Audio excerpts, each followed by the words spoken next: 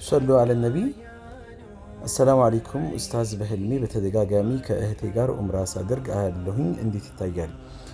ኡምራ ማድረግ የልብ ንጽህናን፣ አዲስ ምዕራፍን መሸጋገርን፣ አዲስ ህይወትን መጀመርን እና ከአላህ ጋር ጥሩ ግንኙነት መኖርን ያመላክታል።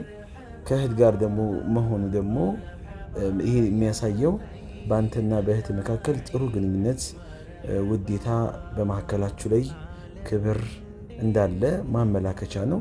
ስለዚህ ምናልባት ያላገባችሁ ከሆናችሁ አንተም ወይም እሷ በቅርቡ ልታገቡ እንደሆነ ማመላከቻ ነው። ካገባችሁም ደግሞ በረካ ነው።